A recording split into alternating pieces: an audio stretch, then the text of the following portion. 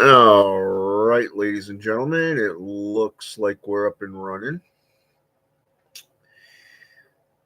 It is your favorite warlock here, practicing necromancer, and tonight I kind of want to clear some stuff up that has been put forth both in personal chat and some conferences that I've had over the last couple of days with people. Um, there's a lot of discussions on what it means to be a practitioner of the arts. Okay, a lot of people believe it's the image of being a bad guy. Okay, that bad guy image. You hear the term Satanist, and people are like, "Oh fuck, it's a criminal." Wow. Okay. There was a guy that had an apartment here in this complex. He was on a different floor, and he was a atheistic Satanist. And I didn't have any problems with the guy. In fact, I thought he was kind of cool. But here's the thing, he allowed his temper and his anger and his choices to get him evicted from this complex. And the reason for that was because he was allowing other people that were not on his lease to stay at his place of residence. More so, he and they not only caused a lot of disturbances, but they trashed the apartment. I'm talking holes in the door, doors off the hinges, you name it. Even the lock itself to the apartment was broken. Okay, so it was completely trashed. This is a false ideology of what a Satanist is. Okay, a lot of people believe that they can find security and safety at a temple or a church that is dedicated to Satan worship or Satanism or devil worship. This is a false persona that brings, how should I say this, a false sense of security or insecurities, because number one, it doesn't bring, how should I say this? Number one, it brings you at the mercy of that facility. Okay, look at any number of the JCI, the Judo Christian institutions. It gives you a place to belong, and it gives your life purpose and meaning. Basically, it gives you a sense of belonging, but it also gives you a sense of something to work towards. Okay, but in the long run, you are at the mercy of that facility. And that is one of the reasons why the JCI have been so dominant over 2,500 years, starting with the Catholic Church, the Vatican, going into the different denominations of Christianity, the Eastern and Western philosophies of them, of their theurgy, and literally they brainwash you into thinking, hey, you are your own God. When in fact, how can you be your own God and serve a spirit at the exact same time? You see, that does not make any sense, right? Well, let's clear some of this stuff up. Okay, let's look at this. In any number of religions, okay, any number of religions, starting with Satanism, if you're your own God, then it is your responsibility to learn from the spirits on how to become that God that you want to be. This is the reason why there's the microcosm trying to achieve the perspective of the macrocosm. Okay? Meaning the little God and the big God. We see this in the New Testament of the Bible as well in Christianity. Okay? When you go to Matthew's chapter 1 for an example, okay, let's go with the King James Version or the New King James Version. In verse 20, what is it, verse 21, 22, it says, and a child shall be born of a virgin, and his name shall be Jesus. Okay. Now, number one, this is a God going into human form, right? At least that's the way they teach. He's impregnating a human woman, much like the angels did when they took wives for themselves out of the book of Enoch and chapter 6 out of the book of Genesis. You go into the book of Giants, you see the same exact thing, okay, where they took the daughters of men unto themselves as their wives, and they produced offspring known as the Nephilim, which is basically Hebrew meaning men of renown, wisdom, knowledge. Okay. So they were giants among the land. Okay. So in this sense, these angels or these spirits came to our reality, into our dimension, instead of watching over humanity as the Gregori were supposed to do, but instead they allowed themselves to come down to our level and say, hey, you know, I want to be a part of this, and will you bear me children? Well, guess what? Now we have Nephilim. Well, guess what? The church didn't like this. The jealous God didn't like this. And guess what? A religious war took place. The Great Flood destroyed everything except for two of every kind. Okay? Male and female. Now, what's interesting here is that by the time we get into the New Testament, it's not an angel coming down and going, hey, I'd like to have you as my wife. No. He takes the woman and impregnates her with his own seed against her will. He didn't stop and go, hey, you want to have a relationship with me? Can I buy you dinner? Maybe a movie, whatever. Just fuck no. He just basically took her. You know? In today's day and age, he would have been arrested and charged with rape. But guess what? He's a Christian guy, so he can get away with fucking mass murder, right? So here it is. He gave birth to a son. Now, Jesus translates into son of in Hebrew. Son of. Now, if you drop down a couple of verses to verse 24, it says the exact same paragraph. The only difference is the name is now Emmanuel, which literally translates to as God with us. Okay? So you have the Son of and God with us. Okay?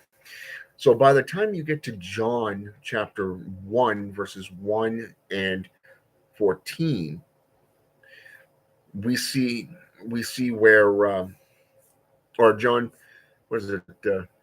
Yeah, 1 and 14. Yeah, where it says, in the beginning was the Word was God, was with God, and the Word was God.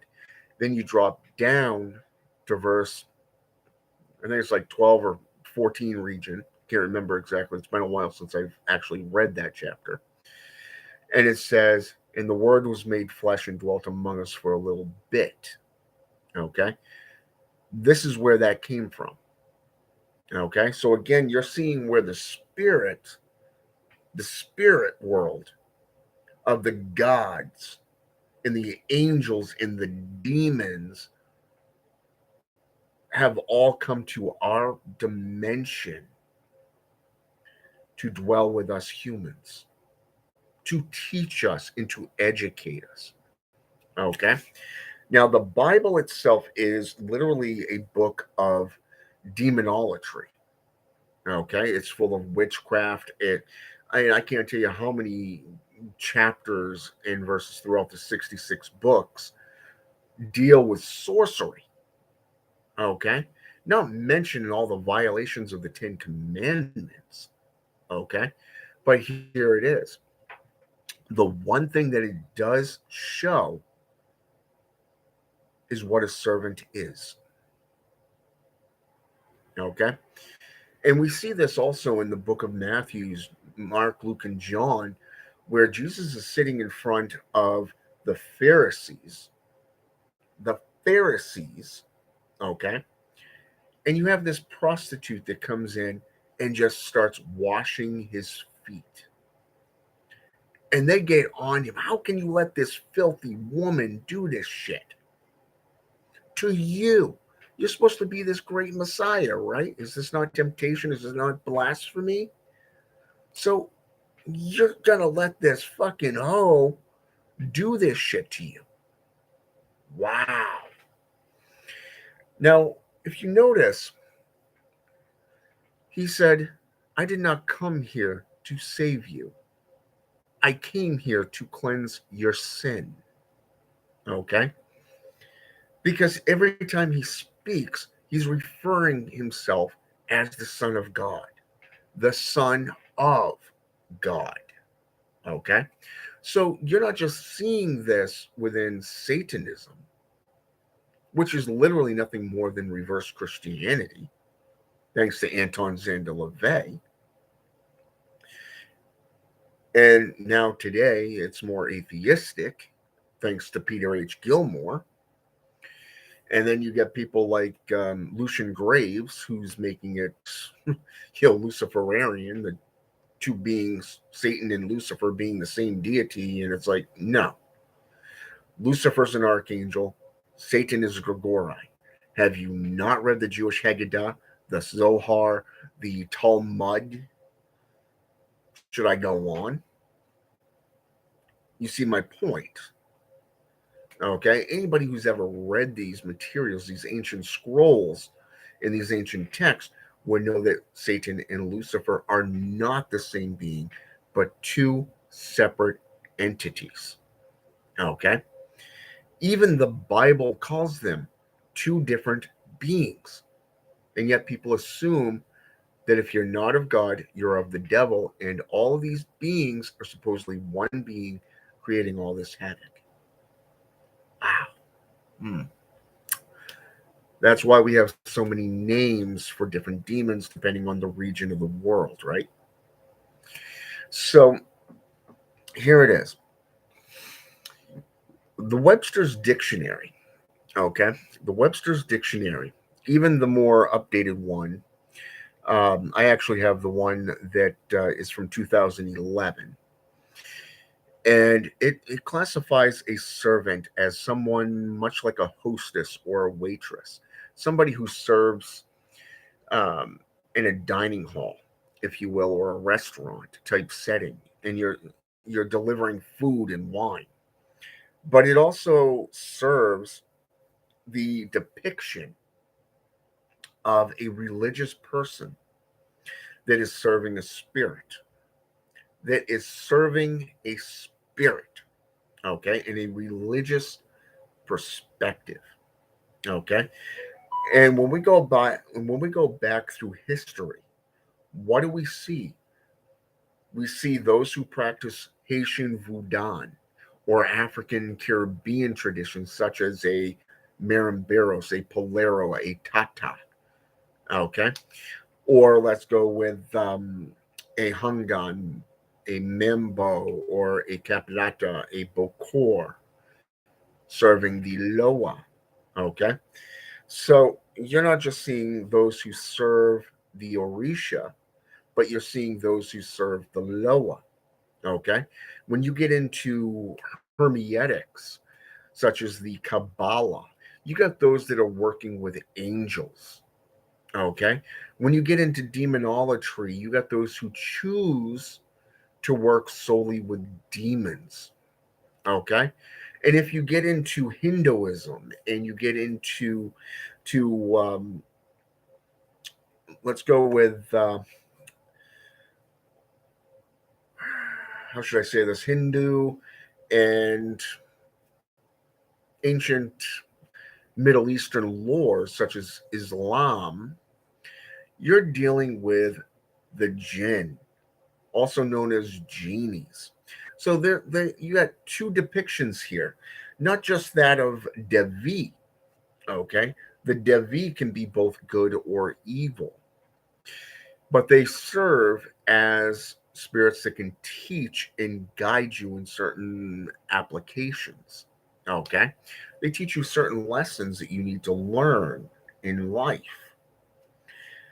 When you get into the jinn, these are beings made of fire, whereas mankind was made out of clay. Even the Bible shows where angels and demons were made out of two separate things, two separate elements. Okay? The Quran looks at bliss as saying, hey, why should I bow down to a man of clay when I'm a being of fire? You supposedly made us all, as equals. Well, shouldn't we be treating each other as equals? The Devil's Apocrypha shows Lucifer as being a philosophical being, one that knows all philosophy. Okay. And when their dimension collapsed because they did not check their responsibilities within their own dimension, they came to ours. And this is where Lucifer fell from grace. Okay. So when we go back through history, we also see Lucifer as a name of Venus, the morning star. We see him as a spirit, a rebel spirit in Latin. Okay. If we go into Roman, we see him as the morning star, which happens to be Venus, a feminine, energetic planet that serves as the goddess in Wiccan and paganism, today known as Hecate, or the mother, crone, and daughter of witchcraft. Okay. So again, you're dealing with spirits, you're dealing with ancient gods. Okay. And now, where did these so called ancient gods or spirits reside? Okay. If we go to South America, there's the temple of the city of the gods. Okay. Now they got the city of the gods. They've got the hell or Gehenna. You know, you've got the land of the dead. Okay, in Norse mythology, and then you've got Mount Olympus in Greek. Huh. Ironic. So now, where are these? But a different dimension or a different plane of existence, right? So, how does this relate to worship and serving the spirits? Well, think about this for just a minute. Number one, you have the cult of Isis, you have the cult of Anubis. That's just an African based culture. Hmm. Let's go into Greek. You have the cult of Artemis. And just think about what they did to virgins. Hmm. Ironic, right? And yet the Catholics have butchered natives, buried their corpses underneath their so called seminary schools, such as the one in Canada that was found just a couple of years ago. Or how about all the mass wars and mass graves that they've produced over the last 1,000 years? Wow. But yet the one thing that has remained constant no matter what tradition that you follow, be it that of the Mad Arab, for an example, the Necromyicon as it's known today. Look at the guy that washed up on a beach, ended up on the hill, had to hide himself because he was scared because these men, these beings in black robes chanting in an unknown tongue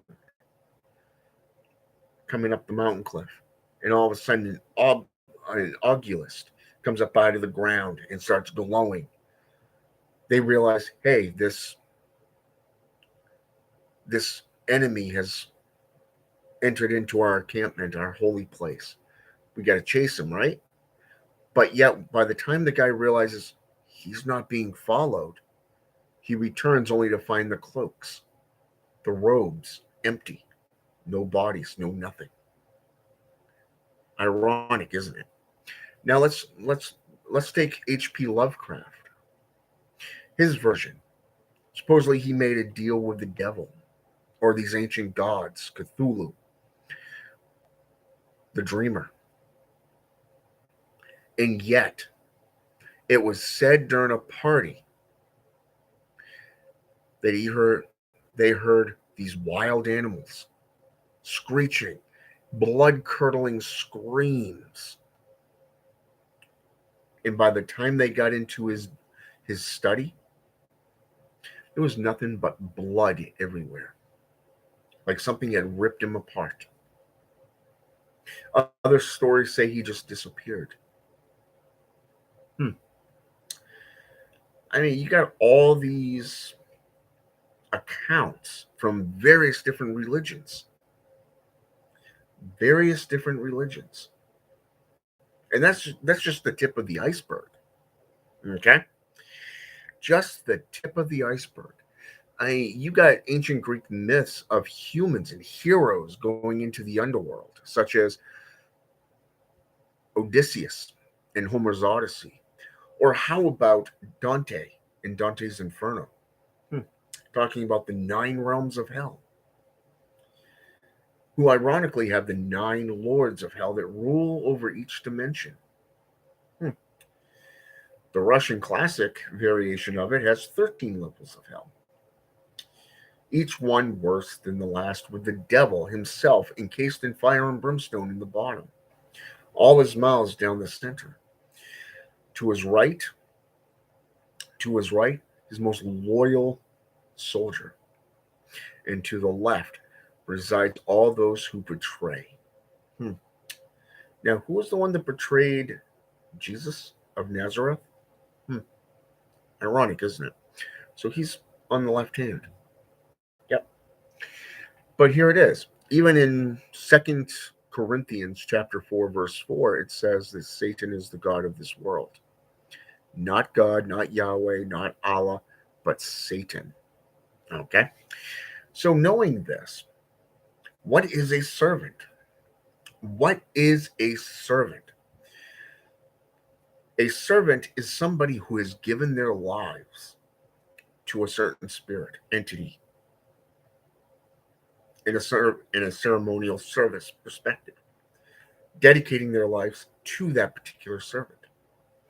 In Santeria, Palo Mayambi, even, Palo Monte, even, Kimbiza, even, the Orisha, are given to a Palero who has been initiated into that particular sect, that particular religion.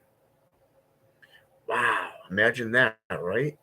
A spirit is literally given to them to work with them for life, and they reside in the Nagunga.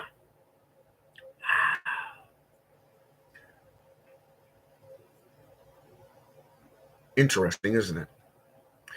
But yet, in Haitian Voodoo, one of these practitioners serves the Loa, works with their ancestral lineage.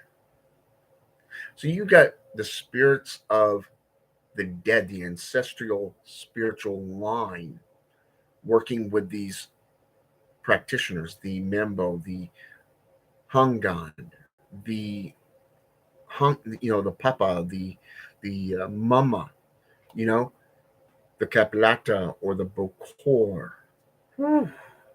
depending if it's Dominican Republic or Haitian, New Orleans or African based culture.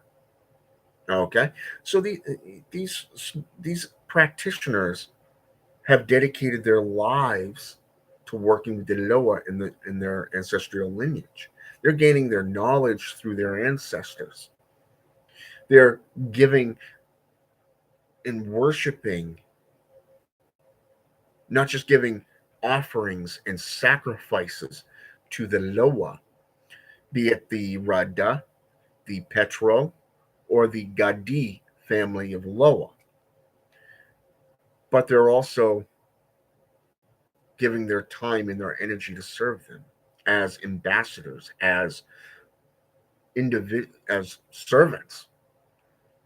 They're literally, if we go back into ancient times, we see the Shem priesthood, first, second, and third dynasty of Egypt. We see where these worshippers had different ranking systems within the priesthood. One rank would deal solely with the public. Another rank would solely be keeping the temple clean. Another rank would be dedicated to religious worship.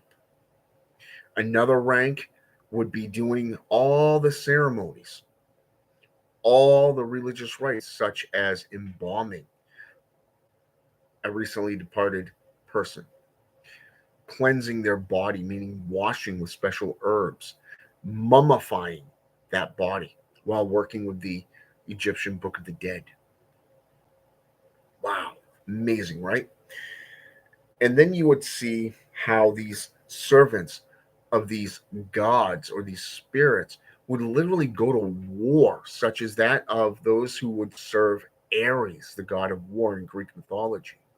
They thought it would be an honorable thing to wage war, to be a part of an army, to literally get into bloodshed and spilling the blood of another.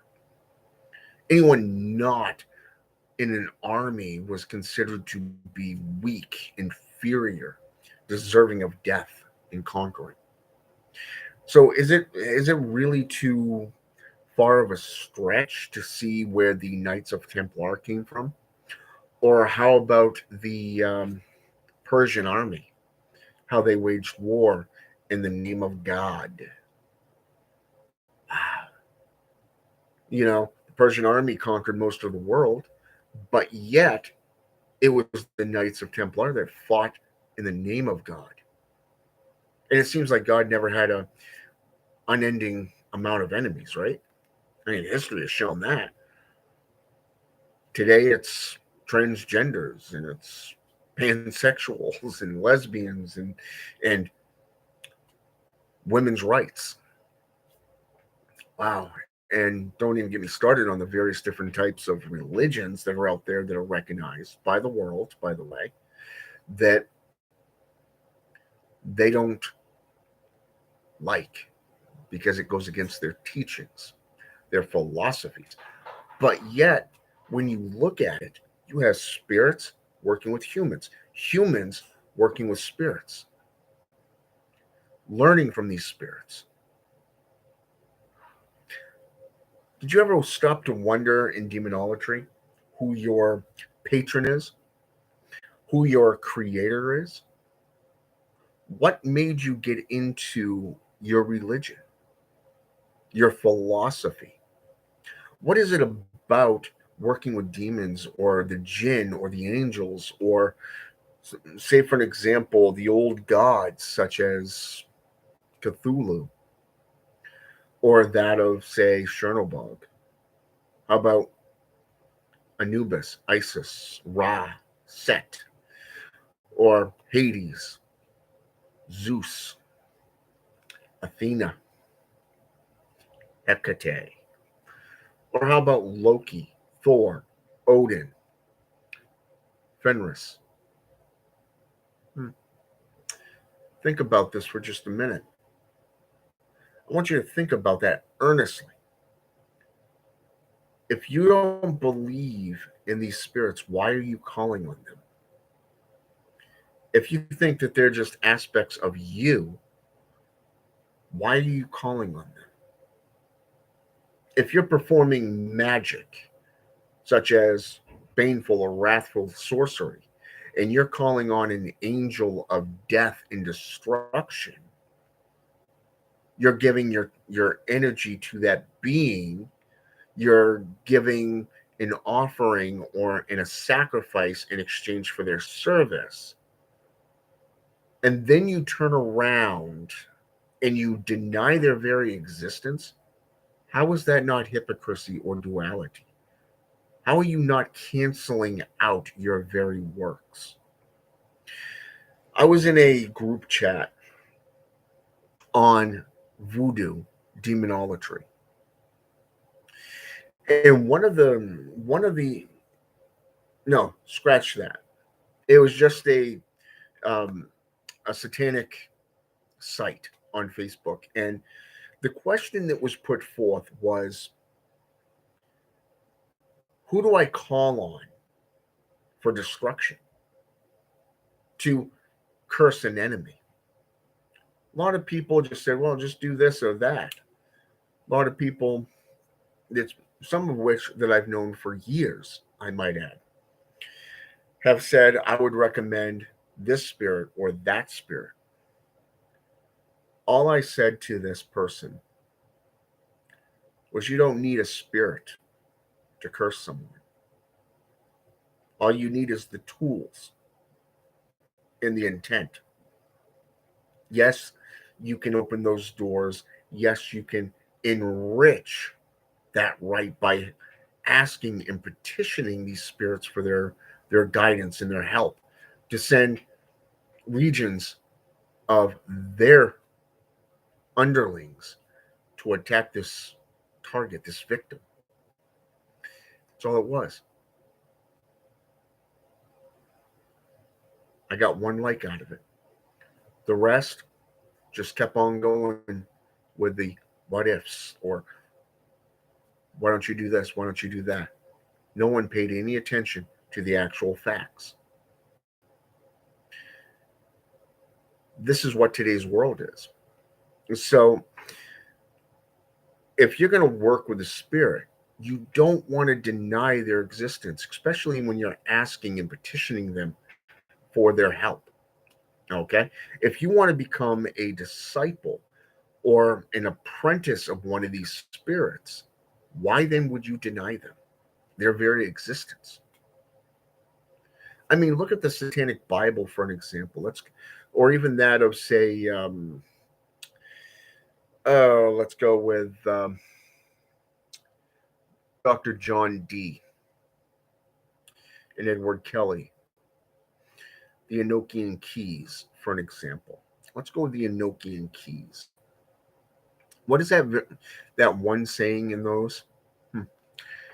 Be friendly unto me, for I am one in the same, a true worshiper of the highest and infallible King of Hell. The highest and infallible King of Hell. You are a worshiper of the highest and infallible King of Hell. Wow. So, how can you be that spirit if you're calling on that being as being a worshiper of that being? Yet you're supposed to worship yourself here, right? Interesting. Okay. That's like having 7 billion Satans in the world. Are you worshiping 7 billion Satans, or are you worshiping one? Hmm. Or how about we go into the book of Belial? Since the Enochian keys are in the book of Leviathan, let's go back a chapter, book. Let's go into the book of Belial. The invocation to Satan. I call upon Satan, the king of this world, the one that rules hell as he does on earth. Wow. I call upon Satan, the king of this world. I call upon Satan, the king of this world.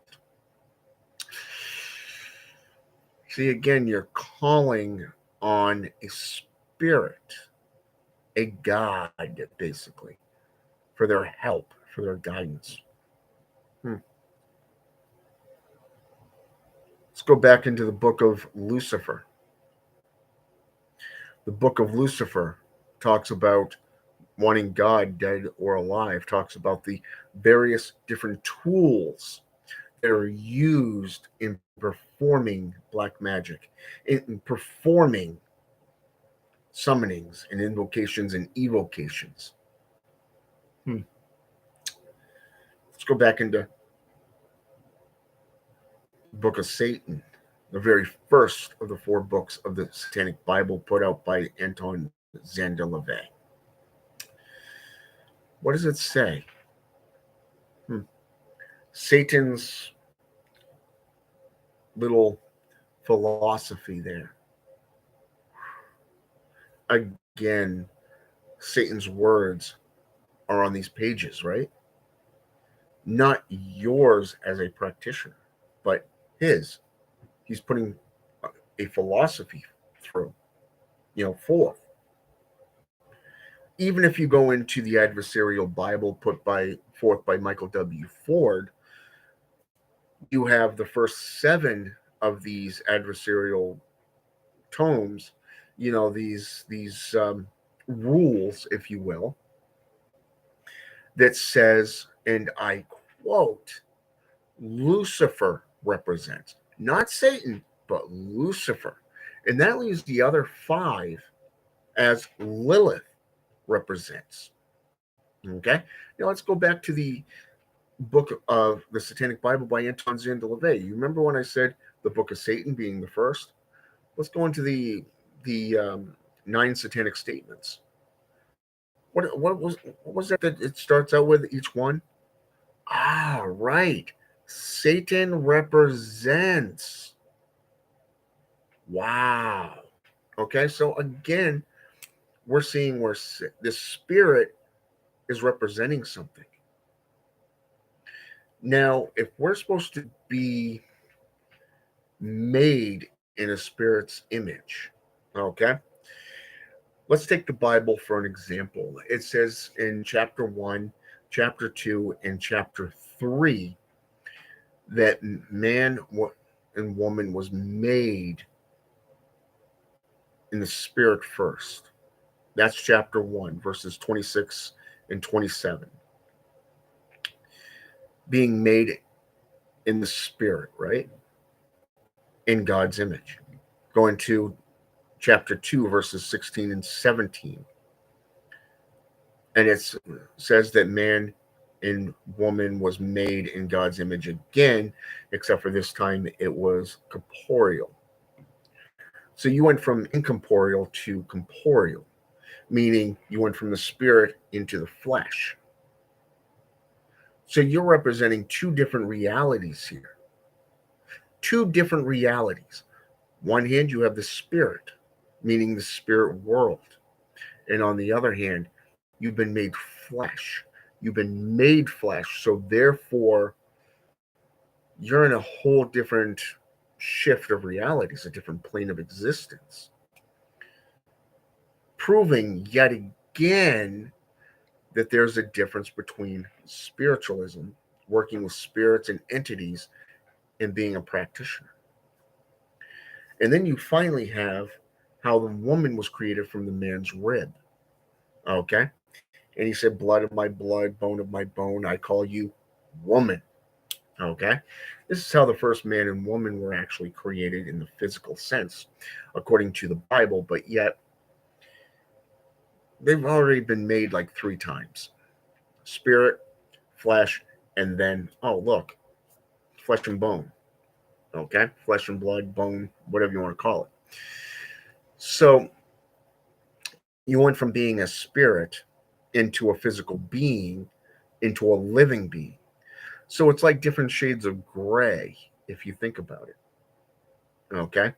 Each degree has a different level. So if we're going by the spectrum of color, you got white at one end and black on the other, and different shades in between. Constantinos, when he wrote his book, the book Nocturnal Witchcraft, he devised the equal armed cross depiction: heaven, hell, light, dark.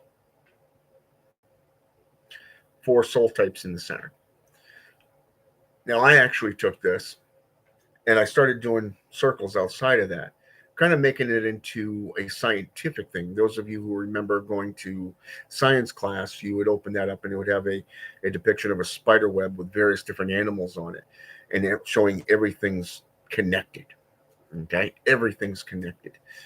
Now, if you take that same perspective, that same image, and you keep making circles outside, you're seeing how everything's connected here. Okay. But even though you're looking at it like this, you still have to sit there and go, okay, what is a servant?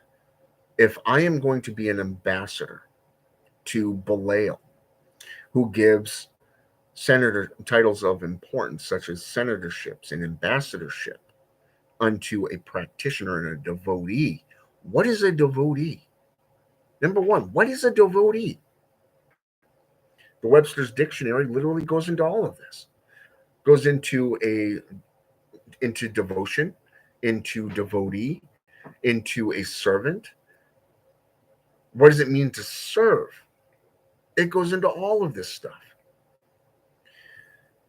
But yet people don't go into this and go, well, as a practitioner, what does this mean? Instead, they read a book and they think they know it all. They think they know it all. So here it is. A servant is somebody that chooses a particular path, a certain current, from a religious perspective, not just a philosophical perspective, and chooses to serve that spirit for life, becoming a child of that being. When you look at the four pacts, you have the blood pact, which is done with Mephistopheles. Now, this is something that's always done quickly and is not really thought out. And this is clearly shown in the Faustbach, okay, 15th century, and redone again in the 16th century, of where he didn't really specify his words or his intent, but it lasted about 20 to 25 years before he was called to hell. Okay. Now, what's interesting here is this, it shows that this type of deal is done for something quick and insignificant, really, like getting a woman to marry you, or getting rich quick. Where's the long-term goal there? Especially if you don't word your wish perfectly, because he's known as a trickster. He will take what you wish and twist it into a variation of his choosing. Okay, so then you have what is known as a infernal pact, and an infernal pact is where you align yourself with the forces of darkness. You are aligning yourself with that particular current, such as light, gray, black, whatever, heaven or hell, or whatever you choose from a religious perspective. Look at it that way. And in this case, we're going to go with hell. Okay, from a satanic perspective. Now, an infernal pact is done with blood, but it's your blood sealing.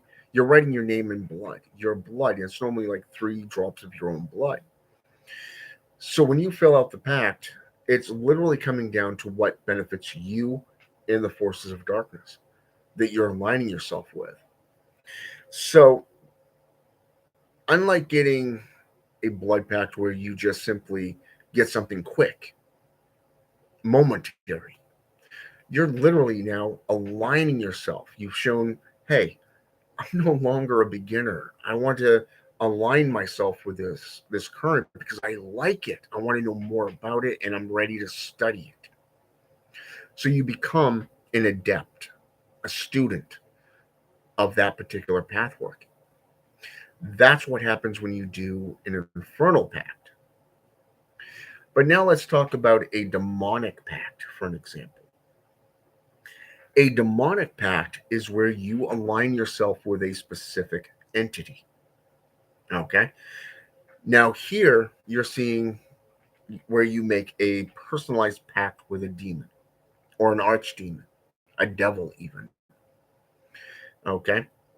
You can make a pact with Lucifer or Satan himself, Beelzebub, even the Lord of Witches, the Witch's Sabbath.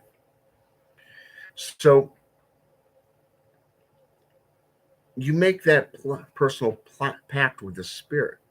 You're aligning yourself with that spirit, and you're looking to become a disciple, a apprentice of that spirit. That is a demonic pact. Basically, you have done a personalized blood oath for a certain amount of time to serve that particular demon, that particular angel, that particular Loa, or that particular Orisha, or even Jinn for that matter, for a certain amount of time, to learn from them, to do their bidding, to represent them. And if it's a hereditary thing, that's every generation from the first pact into the last of your family lineage.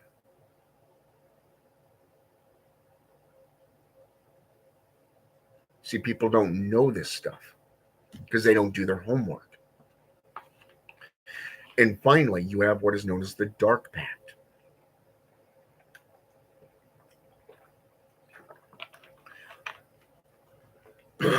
What is the Dark Pact? A Dark Pact is where somebody decides, I want to evolve. I'm done with this mundane BS. There's nothing really here that interests me. I want to go into other planes. I want to go into other dimensions. I want to serve the demons and I want to evolve into a Nephilim. I want to evolve much like the Sith or the Sidi in Scottish and Irish mythology. Okay? Even history of agents of death, like, say, the vampire or the lycanthrope, even the ghoul or the zombie, show where somebody started out human, and because they were bitten, scratched, or transfigured into such a hideous being, that they evolved into an immortal being.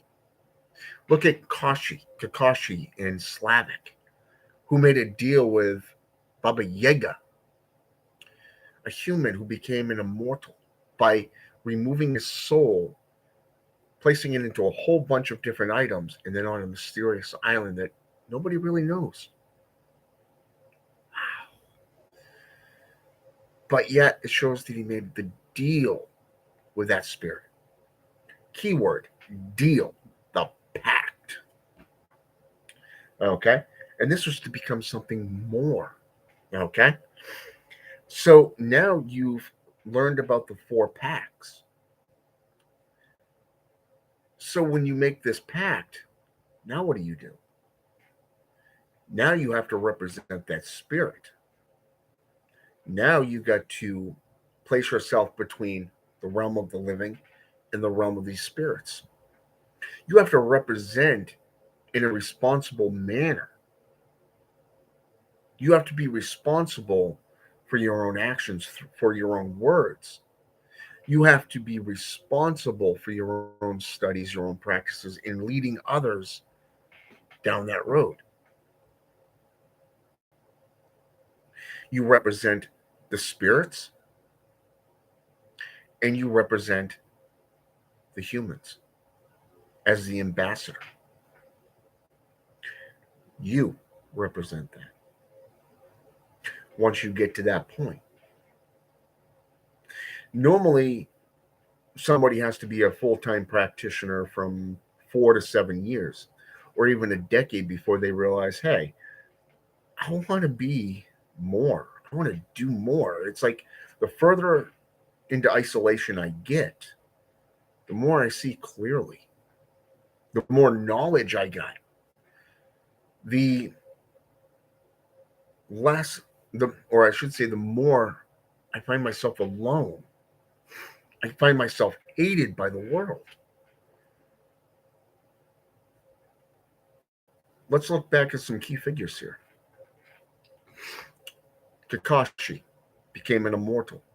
He wanted to learn, he wanted to live forever. He feared death.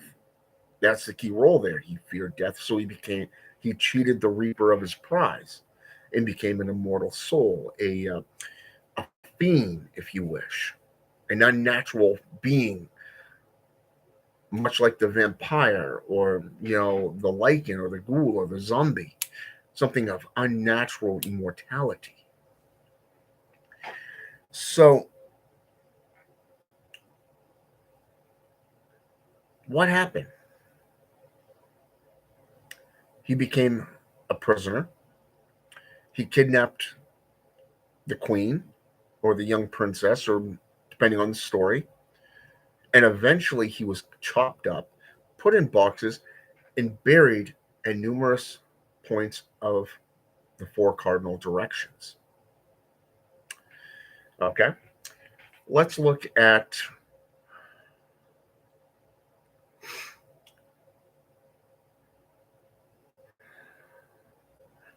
Jesus of Nazareth, supposedly the Son of God, right? Pharisees did everything to show that he was corrupt, that he was wrong, that he was a fake. Eventually, he had him arrested, arrested, and crucified, only to find out that they were wrong. He was stabbed in the gut by a spear, a Roman century spear.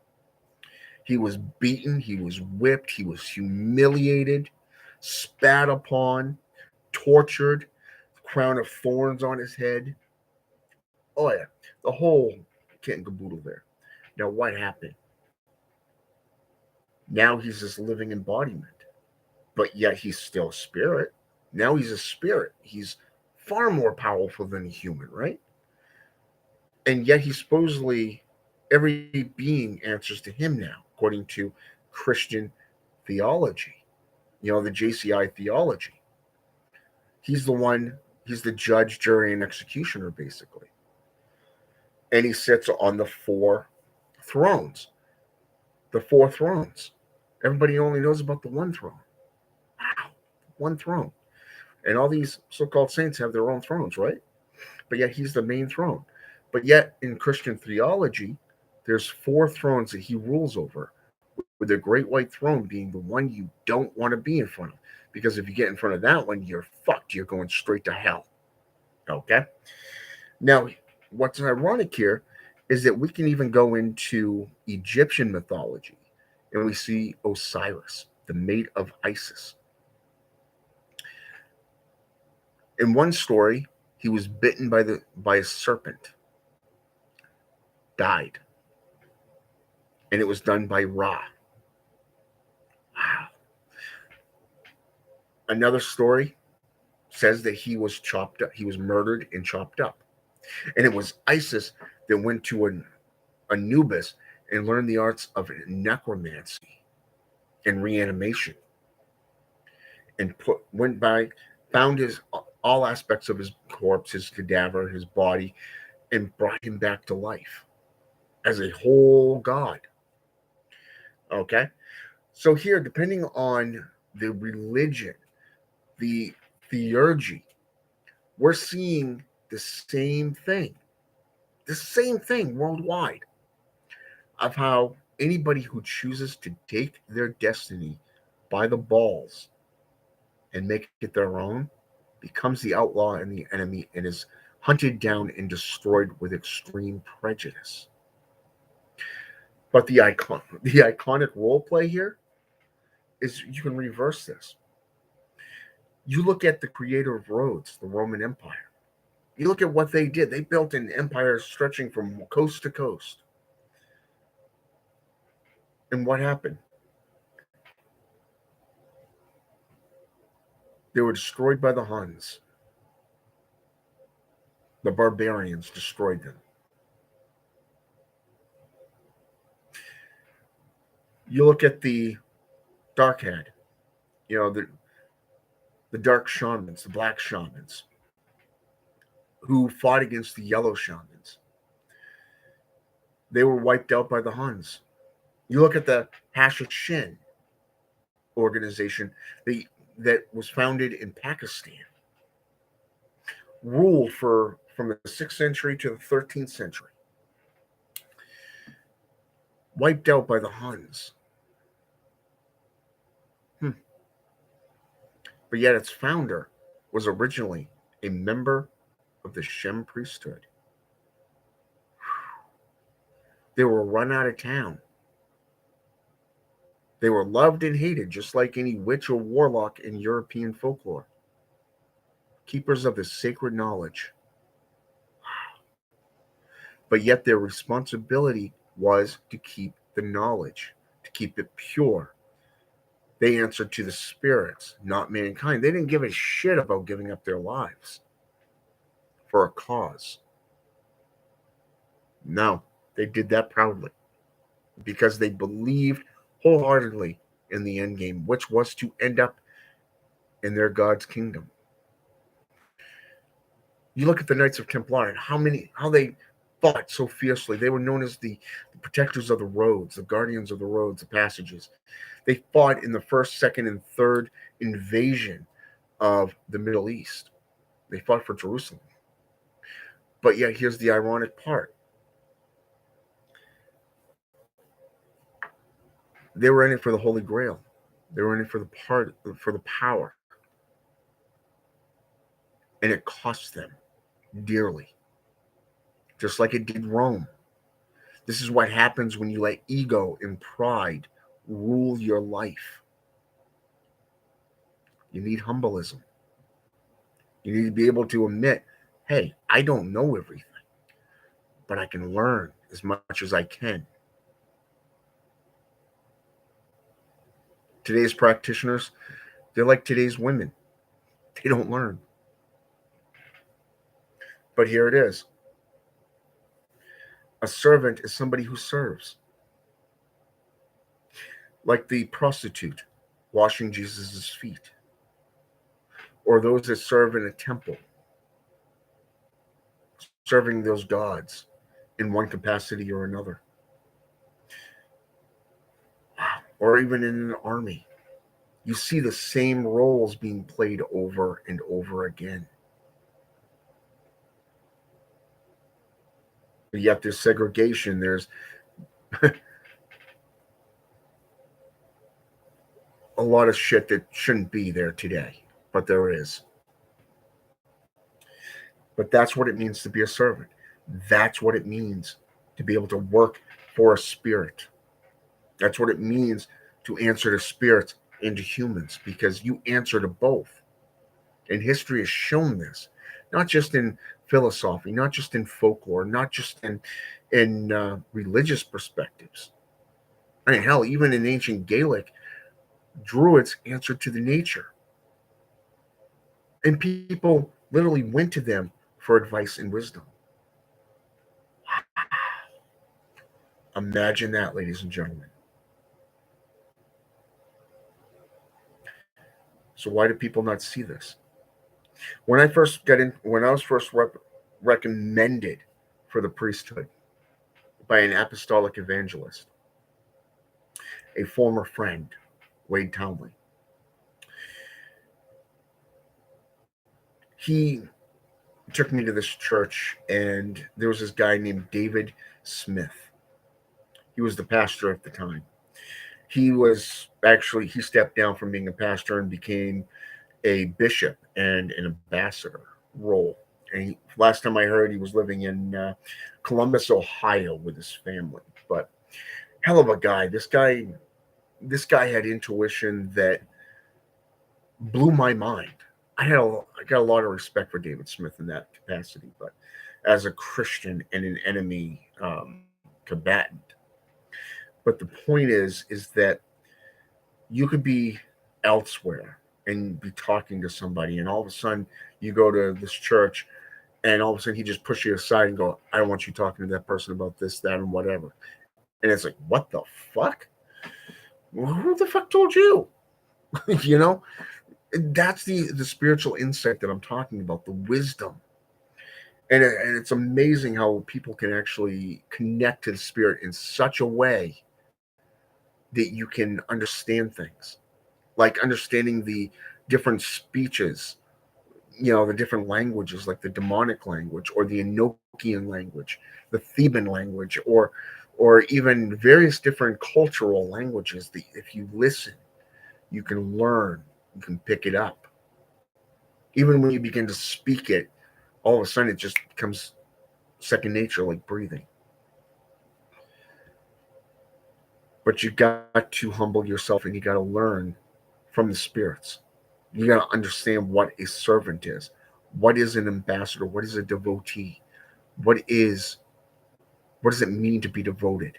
What does it mean to be a servant? What does it mean to be an apprentice of these spirits, of that particular religion or philosophy? Go back into history and you're going to be seeing a lot of it. Don't believe everything you see and hear in today's society because a lot of it is corrupted. It's personalized uses in that sense. The best way to learn, do your own homework. I always tell my apprentices and my students, back up what you preach with numerous sources and always make yourself available to the public because you are responsible for the things you do and say. Plain and simple, not too hard, right? If it does not, if what you're being told does not add up to folklore, mythology, anthropology, archaeology, and history, don't believe it. Do your own homework on any given subject. It's the best way you'll learn. All right? Have a good one, ladies and gentlemen. Until next time, I hope this has been educational. I hope it's been enlightening. And if you like what you hear and what you see, and you like learning, then hit that subscribe button, hit that notification button so you don't miss my next videos. All right? Have a good one.